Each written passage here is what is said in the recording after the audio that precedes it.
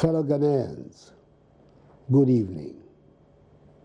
5 days ago, on 6th March, at the Baba Yara Sports Stadium in Kumasi, on the occasion of our nation's 63rd Independence Anniversary celebration, I gave an update on the measures put in by government in response to the novel coronavirus disease, which has so far affected some 118,000 people across the world, resulted in the deaths of some 4,000 persons, and is wreaking havoc on the global economy.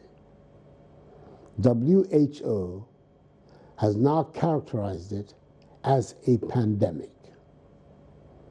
Prior to the address on 6th March, I visited the Kotoka International Airport in Accra, isolation and treatment centers of the Tema General Hospital and the Ridge Hospital in Accra to see at first hand part of our state of readiness to deal with the virus should any suspected case be recorded on our shores.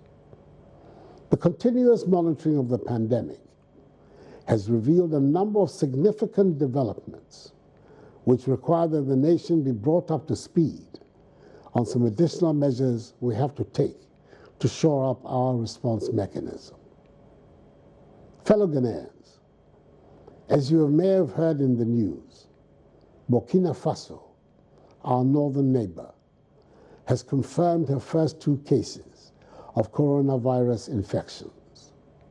Togo to our east has 1 confirmed case, and Côte d'Ivoire to our west also has 1 confirmed case. Several countries in Europe, like Italy, where we have quite a large population of Ghanaians, have, as a result of the surge in infections, escalated dramatically their response to the outbreak. Thus far, our points of entry, such as our airports and land borders, continue to show satisfactory preparedness to screen all entrants into Ghana. The Ministry of Health has designated a quarantine facility that can hold infected persons, whilst regional hospitals are preparing isolation centers for holding suspected cases. Our country's 2 main research institutions, the Noguchi Memorial Institute and the Kumasi Center for Collaborative Research, which have the capacity to investigate and confirm or otherwise suspected cases of coronavirus infections, have been very supportive in this regard.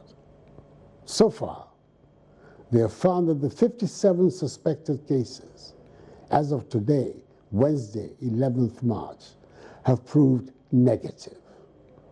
However, it is imperative that we step up our preparedness to ensure that beyond these initial satisfactory measures, we adopt a whole-of-Ghana approach in adequately preparing for a possible hit within our borders. In order to do so, at my prompting, the Minister for Finance has made available the CD equivalent of 100 million United States dollars to enhance our coronavirus preparedness and response plan. That is to fund the expansion of infrastructure, purchase of materials and equipment, and public education. I have, as of yesterday, ordered the suspension of all international travels by public officials, except for critical assignments, which will have to be authorized by the Chief of Staff at the Office of the President. All public officials are to remain within the jurisdiction until further notice. Video conferencing facilities and other technological tools are to be utilized whenever possible for international engagements. I've also instructed further enhancements of the protocols for inbound traffic from already affected countries. Fellow Ghanaians, all of us should, as much as possible, desist from all foreign travels, except the most critical ones, until there's a grip on the virus. The Ministry of Information is leading a nationwide public education campaign on preventive measures that we must all observe to ensure that we're able to control the spread of infections should we record any infections in the country, which mercifully, so far, we have not, but which, by the law of averages, we shall. For the time being, a weekly update on the situation will be provided by the ministry. There will be more frequent updates should the need arise. I want to reiterate, as I indicated on 6th March, and as the Ministry of Health has advised, that we have to revisit our custom of shaking hands and stop doing so completely. And we must cover our mouths when we cough or sneeze. This fight, fellow Ghanaians, cannot be that of government alone. It is for all of us. I urge the media to join this cause fully and help disseminate effectively information on the do's and don'ts of the disease. The information to be put out, however, must be that approved by health authorities and not just from any piece of literature found on the internet, as false materials are already being spread from other jurisdictions. I appeal to civil society organizations, schools, universities, faith-based organizations, and places which harbor large gatherings, such as classrooms, lecture halls, meetings, parties, and funerals, to put in place mechanisms to caution and assist patrons on basic preventive measures.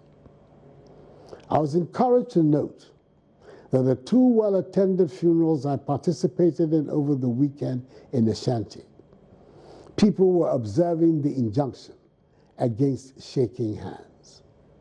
All of us need to adjust. Let us continue to observe the basic preventive behavior, i.e. washing our hands regularly, using alcohol-based sanitizers, stopping shaking hands, and avoiding unnecessary close body contact. Government is analyzing the potential impact to our economy of the virus and will trigger the relevant response to minimize it. We began to engage with the domestic pharmaceutical industry to assist in producing as much of the logistics required to prevent and combat the virus as is possible under the circumstances. Indeed, we must take advantage of this crisis to strengthen our domestic productive capacity so we can advance our self-reliance and reduce our dependence on foreign imports. Necessity, they say, is the mother of invention. We're grateful to the World Health Organization, WHO, the World Bank, the International Monetary Fund, and Friends of Ghana for the assistance they have so far provided and for the pledges made in support of our fight. We shall continue to work with them to defeat the spread of the virus. I'm confident that together, with all hands on deck, we will be successful in weathering this storm. May God bless us all and our homeland Ghana and make her great and strong. I thank you for your attention.